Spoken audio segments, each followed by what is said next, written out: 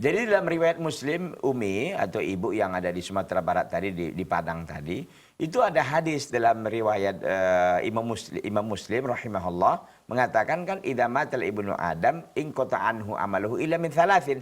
Kalau anak Adam meninggal maka putus semua amalannya kecuali tiga kan. Shadaqatun jariyah, ya, au ilmin yuntaba'u bihi aw waladun shalihin yad'u lahu. Kan gitu. Shadaqatun jariyah ini sedekah yang mengalir pahalanya. Sedekah mengalir ini, pahalanya ini ada hadis lain yang menjelaskannya. Itu ada 7 kalau tidak salah saya dalam riwayat Tirmidzi dan yang lainnya. Ada dia diantaranya adalah menggali sumur, kemudian juga membangunkan masjid, kemudian juga menanam pohon, lalu pohon itu nanti berbuah dimakan oleh burung, dimakan oleh manusia dan lain sebagainya. Termasuk wakaf ini gitu. Jadi sedekah jariah itu kan umum lapasnya banyak. Sedekah jariah artinya sedekah yang pahalanya terus mengalir.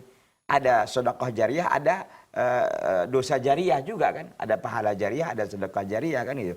Nah, pahala jariah itu banyak. Di hadis Muslim ini memang umum dia sifatnya. Tapi yang di sana tadi dijelaskan lebih rinci.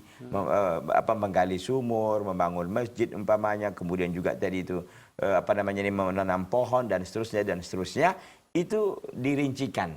Nah, jadi kalau ibu tanya apa beda wakaf dengan sedekah jariyah tadi ya, itu sebenarnya sama saja Bu, sekalipun dalam riwayat Muslim ini hanya sifatnya umum disebut.